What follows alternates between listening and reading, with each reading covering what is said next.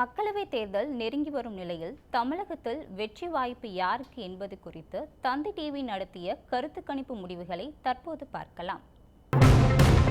எதிர்வரும் மக்களவைத் தேர்தலை ஒட்டி அரசியல் களத்தில் அனல் பறக்க தொடங்கியுள்ளது.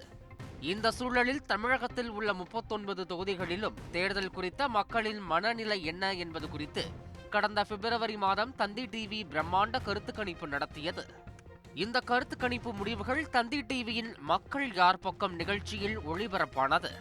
அதன்படி அயோத்தி ராமர் கோயில் திறப்பு தமிழ்நாட்டில் பாஜகவிற்கு கை கொடுக்குமா என்ற கேள்விக்கு 35% மக்கள் ஆம் எனவும் 59% பேர் இல்லை எனவும் கருத்து இல்லை என 6% பேரும் பதிலளித்துள்ளனர். அயோத்தியில் ராமர் கோயில் திறக்கப்பட்டதால் நீங்கள் பாஜகவிற்கு வாக்களிப்பீர்களா என கேட்டதற்கு ஆம் என 17% பேரும், இல்லை என 71% பேரும், கருத்து இல்லை என 12% பேரும் தெரிவித்துள்ளனர். 2024 யார் பிரதமராக விரும்புகிறீர்கள் என்ற கேள்விக்கு நரேந்திர மோடிக்கு 33% பேரும், ராகுல் காந்திக்கு 65% பேரும், மற்றவர்களுக்கு 2% பேரும் ஆதரவளித்துள்ளனர். மீண்டும் மத்தியில் பாஜக ஆட்சி அமைக்குமா என கேட்டதற்கு ஆம் என 42% மக்களும், இல்லை என 56% மக்களும், கருத்து இல்லை என 2% பேரும் பதிலளித்தனர். உங்கள் தொகுதியில் வெற்றி பெறப்போவது யார் என்ற கேள்விக்கு 43% பேர் திமுக கூட்டணி எனவும், 33% பேர் அதிமுக கூட்டணி எனவும், 12% பேர் பாஜக கூட்டணி எனவும், 8% பேர் நாம் தமிழர் கட்சி எனவும், 4% பேர் மற்றவை எனவும் கருத்து தெரிவித்துள்ளனர்.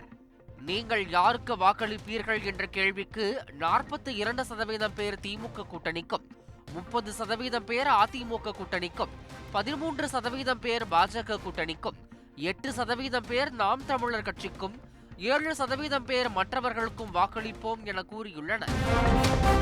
நடிகரும் தயாரிப்பாளருமான ஆர்.கே. சுரேஷின் ட்வீட்டும் இசையமைப்பாளர் யுவன் சங்கர் ராஜாவின் ட்வீட்டும் திரையுலகில் பரபரப்பை ஏற்படுத்தியுள்ளது. இது குறித்து இந்த செய்தி தொகுப்பில் பார்க்கலாம். மோசடி வழக்கில் தொடர்பு, தலைமறைவு, சம்மன் என பெரும் சர்ச்சையில் சிக்கி கடந்த 1.5 வருடமாக தமிழகத்தில் பேசுபொருளாக இருந்தவர் ஆர்.கே. சுரேஷ். நடிகரும் தயாரிப்பாளருமான இவர் அரசியலிலும் ஈடுபாடு கொண்டிருந்த நிலையில் தமிழக பாரதிய ஜனதா கட்சியின் ஓபிசி துணைத் தலைவராகவும் பதவி வகித்து இருந்தார். தொடர்ந்து திரைப்படங்களில் நடித்தும் படங்களை தயாரித்தும் வந்த ஆர்.கே. சுரேஷின் பெயர் தமிழகத்தில் பெரும் பரபரப்பை ஏற்படுத்தியிருந்த ஆருத்ரா மோசடி வழக்கில் அடிபடவே அம்மோசடி வழக்கின் மீதான பரபரப்பை சூடுபிடிக்க செய்தது. இது தொடர்பான விசாரணைக்கு ஆஜராக கோரி ஆர்.கே. சுரேஷிற்கு போலீசார் சம்மன் அனுப்பியது. அதற்கு ஆஜராகாமல் ஆர்.கே. சுரேஷ் துபாயில் தலைமறைவு என செய்தி பரவியது. உடனே அவருக்கு எதிராக அதிகாரிகள் லுக் அவுட் நோட்டீஸ் பிறப்பித்தது என தமிழகத்தில் பெரும் பரபரப்பை ஏற்படுத்தியிருந்தார் ஆர்.கே. சுரேஷ்.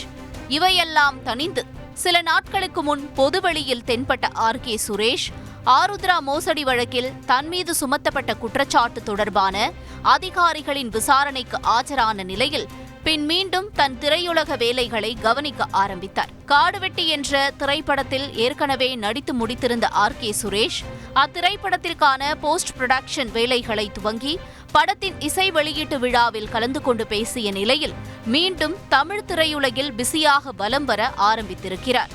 இந்நிலையில் தானே இயக்கி நடிக்க இருப்பதாக கூறி தென் மாவட்டம் என தலைப்பிடப்பட்ட படத்தின் போஸ்டரை எக்ஸ் வலைதளத்தில் பதிவிட்ட ஆர்.கே. சுரேஷ் இந்த திரைப்படத்திற்கு யுவன் சங்கர் ராஜா இசையமைக்க இருப்பதாகவும் குறிப்பிட்டிருந்தார். இதற்கு மறுப்பு தெரிவித்த யுவன் சங்கர் ராஜா ஆர்.கே. சுரேஷின் தென் மாவட்டம் திரைப்படத்தில் நான் பணியாற்றவில்லை எனவும் இந்த படத்திற்காக தன்னை யாரும் அணுகவில்லை எனவும் கூறி பதிவிட்டது பேசுபொருளானது. யுவனின் இந்த பதிவு இணையத்தில் வைரலான நிலையில் இதற்கு விளக்கம் அளித்த ஆர்.கே. சுரேஷ் யுவனை குறிப்பிட்டு நீங்கள் ஒரு லைவ் மியூசிக் கான்சர்ட் மற்றும் ஒரு திரைப்பட ஒப்பந்தத்திற்கு கையெழுத்திட்டிருப்பதாகவும் அது தொடர்பான ஆவணங்களை சரிபார்க்கும்படி கூறியது சர்ச்சையை ஏற்படுத்தியது. யுவன் இசையமைத்திருந்த இயக்குனர் சீனு ராமசாமியின் மாமனிதன் திரைப்பட ரிலீஸ் பிரச்சனையை ஆர்.கே. சுரேஷ் தான் சரி செய்ததாக கூறி அவருடைய புரொடக்ஷன் கம்பெனியும் இதில் தலையிட விவகாரம் சூடானது. இந்நிலையில் ஒரு திரைப்பட ஒப்பந்தத்திற்கு கையெழுத்திட்டதால் யுவனின் பெயரை அவர் அனுமதியில்லாமல் நீங்களே ஒரு திரைப்படத்தில் பயன்படுத்தலாமா என்று ஒரு தரப்பும், ஆர்கே சுரேஷின் பெயர் ஆருத்ரா மோசடி வழக்கில் அடிபட்டதால் இந்த ஒப்பந்தத்திலிருந்து யுவன் பின்வாங்கி இருப்பதாக ஒரு தரப்பும் பேசி வருவது தமிழ் சினிமாவில் சலசலப்பை ஏற்படுத்தியுள்ளது. தங்கம் விலை கடந்த 5 நாட்களில் சவரனுக்கு 1400 ரூபாய் அதிகரித்துள்ளது. இதன் பின்னணி பற்றி அலசுகிறது இந்த செய்தி தொகுப்பு. அமெரிக்க ரிசர்வ் வங்கி வட்டி விகிதத்தை குறைக்க வாய்ப்புள்ளதாக கருதப்படுவதால் சர்வதேச முதலீடுகள் கடன் பத்திரங்களிலிருந்து தங்கத்திற்கு மாறி வருகின்றன. இதன் காரணமாக சர்வதேச சந்தைகளில் தங்கம் விலை வெகுவாக அதிகரித்துள்ளது. 2022 பிப்ரவரி 23 சவரனுக்கு 37,752 ரூபாயாக இருந்த தங்கம் விலை யுக்ரைன் போரின் விளைவாக 2022 அக்டோபர் 14 44,440 ரூபாயாக அதிகரித்தது. 2023 மே 5 தங்கம் விலை சவரனுக்கு 46,200 ரூபாயாக வரலாறு காணாத உச்சத்தை எட்டியது. பின்னர் 2023 ஜூன் 23 தங்கம் விலை சவரனுக்கு 44,360 ரூபாயாக சரிந்து அக்டோபர் 2 42,848 மேலும் சரிந்தது. அக்டோபர் 6 42,280 சரிந்த தங்கம் விலை அக்டோபர் 7 இஸ்ரேல் ஹமாஸ் போர் தொடங்கிய பின் மீண்டும் அதிகரிக்க தொடங்கியது. அக்டோபர் 9 42,920 ரூபாயாக அதிகரித்து அக்டோபர் 12 43,440 ரூபாயாக உயர்ந்து அக்டோபர் 14 44,400 அதிகரித்தது. அக்டோபர் 25 45,240 ரூபாயாக அதிகரித்து அக்டோபர் 28 46,160 உயர்ந்தது. பின்னர் படிப்படியாக குறைந்த தங்கம் விலை நவம்பர் 3 45,600 ரூபாயாக சரிந்து நவம்பர் 9 44,920 ரூபாயாக குறைந்தது. டிசம்பர் 28 47,560 ரூபாயாக இதுவரை இல்லாத உச்சத்தை எட்டிய தங்கம் விலை பின்னர் 2024 ஜனவரி 18 46,240 ரூபாயாக சரிந்தது. பிப்ரவரி 2 47,120 ரூபாயாக மீண்டும் அதிகரித்து பிப்ரவரி 3 46,960 குறைந்தது. மார்ச் 1 46,720 ரூபாயாக குறைந்த தங்கம் விலை மார்ச் 5 48,120 ரூபாயாக புதிய உச்சத்தை எட்டியுள்ளது. 2024 தங்கம் விலை மேலும் அதிகரிக்க வாய்ப்புள்ளதாக துறைசார் நிபுணர்கள் கூறுகின்றனர். கல்பாக்கத்தில் 500 மெகாவாட் ஈநுழையில் எரிபொருள் நிரப்பும் பணியை பிரதமர் மோடி தொடங்கி வைத்துள்ளார். இதற்கு எதிர்ப்பு குரல் எழுந்து வரும் நிலையில் இது குறித்து விரிவாக பார்க்கலாம் இந்த செய்தி தொகுப்பில். கல்பாக்கம் அணுமின் நிலையத்தில் 500 மெகாவாட் உற்பத்தி திறன் கொண்ட மாதிரி அதிவேக ஈநுழை திட்டம் கட்டப்பட்டு வருகிறது. அணு உலைகளிலிருந்து உருவாகும் பயன்படுத்தப்பட்ட எரிபொருளான புளூட்டோனியத்தை ஈநுழைகளில் எரிபொருளாக பயன்படுத்தி அதன் மூலம் மின்சாரம் உற்பத்தி செய்வதுதான் இந்த திட்டமாகும். இதுவே இந்தியாவில் அமைக்கப்படும் முதல் ஈநுழை திட்டம் என்று கூறப்படுகிறது. 20 ஆண்டுகளுக்கு முன்பே தொடங்கப்பட்ட இந்த திட்டத்திற்கு மக்கள் மத்தியில் கடும் எதிர்ப்பு கிளம்பியதால் திட்டத்தை செயல்படுத்துவதில் தொடர்ந்து இழுபறி நிலை நீடித்து வந்தது. இந்த நிலையில் 500 மெகாவாட் உற்பத்தி திறன் கொண்ட மாதிரி ஈநுழையில் எரிபொருள் நிரப்பும் பணியை பிரதமர் மோடி தொடங்கி வைத்துள்ளார். இதனை அடுத்து ஈநுழைக்கு எதிராக மீண்டும் எதிர்ப்பு குரல் எழத் தொடங்கியுள்ளது. இது தமிழர்களை சோதனை எலிகளாக்கும் திட்டம் என பல தரப்பிலும் குற்றம் சாட்டப்படுகிறது. ஏனெனில் அமெரிக்கா, ஜப்பான் மற்றும் ஐரோப்பிய நாடுகள் ஈநுழை தொழில்நுட்பத்தை கையில் எடுத்து பின்னர் இது பாதுகாப்பற்றது என்பதால் அதை கைவிட்டுவிட்டதாக கூறப்படுகிறது.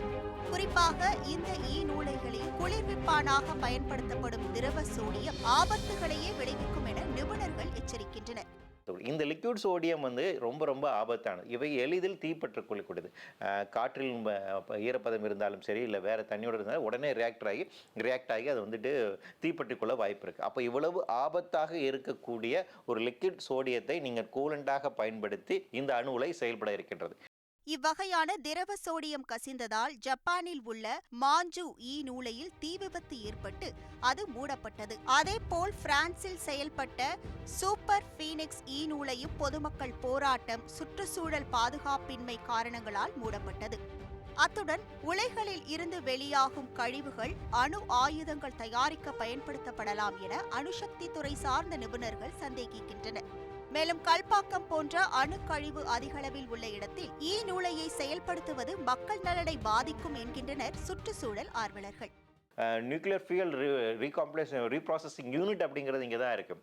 அப்போ இந்த அளவுக்கு மிகப்பெரிய அளவில் ஏற்கனவே பல்வேறு விதமான அணு கழிவுகளை கொண்டிருக்கக்கூடிய ஒரு இடத்தில் இப்படியான ஆபத்தான திட்டத்தை மேலும் அறிமுகம் செய்வது என்பது மிக மிக பிரச்சனையாக இருக்கும். அந்த பகுதி சார்ந்து இருக்கக்கூடிய மக்களுடைய வாழ்வாதாரம், அவர்களுடைய சுற்றுச்சூழல் பாதுகாப்பு என்பது கேள்விக்குள்ளாக இருக்கும். ஆனால் அதீத கட்டுப்பாடுகளும் முறையான பாதுகாப்பு நடவடிக்கைகளுடன் கையாண்டால் ஈநூலை முன்னேற்ற பாதையாக அமையும் என்கிறார் ஓய்வு பெற்ற விண்வெளி மற்றும் அணு ஆராய்ச்சி விஞ்ஞானி சிவசுப்பிரமணியன். இது நம்ம முன்னேற்றத்திற்கு உண்டான பாதை. ஆனா இதுல பாதுகாப்பு எடுக்க வேண்டியது அதிகமான கட்டுப்பாடுகளோடையும் பாதுகாப்பு முறைகளை நம்ம கைப்பற்றினோம்னா இதுல நமக்கு இந்த கட்டத்துல இருந்து நம்ம ஜெயிக்கலாம். அப்துல் கலாம் ஐயாவுடைய கனவு தோரியம் பேஸ்டு ரியாக்டர் தான் நம்ம இந்தியாவினுடைய அல்டிமேட்னு சொல்லியிருக்காரு. அதனால அதுக்கு போக வேண்டியது நம்முடைய கடமை. அதுக்கு இது ஒரு முக்கியமான ஒரு மைல்கல்லாகவும் ஒரு ஸ்டெப்பிங் ஸ்டோன் மாதிரி இருக்குங்கிறது என்னுடைய கருத்து. இந்த நிலையில் ஈநூலை திட்டத்திற்கு சுற்றுச்சூழல் ஆர்வலர்கள் கடும் எதிர்ப்பு தெரிவித்து வரும் நிலையில் அரசியல் கட்சி தலைவர்களும் கண்டனத்தை பதிவு செய்து வருகின்றனர். எதிர்வரும் மக்களவைத் தேர்தலில் தமிழகத்தில் கடும் போட்டி நிலவக்கூடிய தொகுதி என்னென்ன என்பதை இந்த செய்தி தொகுப்பில் பார்க்கலாம். மக்களவைத் தேர்தல் நெருங்கிக் கொண்டிருக்கிறது. கூட்டணி பேச்சுவார்த்தையில் அரசியல் கட்சிகள் மும்மரம் காட்டி வருகின்றன.